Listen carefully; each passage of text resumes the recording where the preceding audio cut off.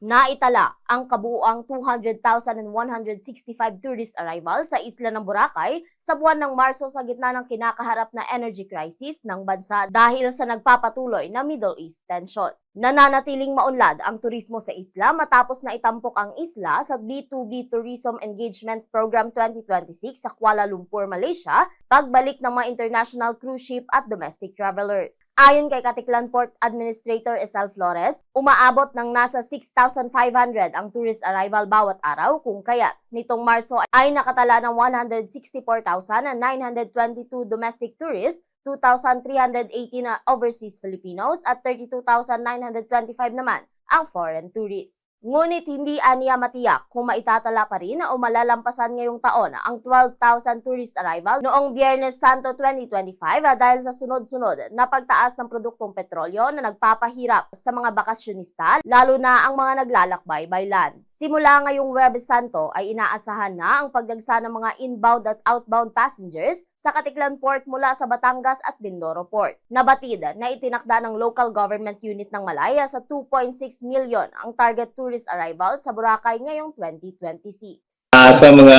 bisita, no, lalo na sa mga kaibigan, no, kadugo natin ng mga domestic, no, Filipino tourist sa Boracay, dahil sa ngayon na halos ang nabubuhay ngayon, nagbuhay sa tourist natin na tourist sector natin ay mga local, no, dahil bumaba yung foreign tourist natin. So sa mga bisita, gustong magbisita sa Boracay ay very open po.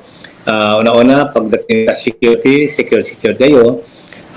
Transportation natin, very ano tayo, no? Kasi yung transport natin, both land and sea. Hotels, marami tayong bakante. At ang magandang balita, so halos ang hotels dito ay hindi pa rin nag-increase sa mga rooms nila sa Singil. Si Katiklan Port Administrator Esal Flores sa kanyang naging pahayag. Para sa Bombo Network News, mula rito sa Bombo Radyo Kalibo. Bombo Ashley May Pumaos nag-uulat, and this is Bombo Radyo Philippines, the #1 and most trusted source of news and information.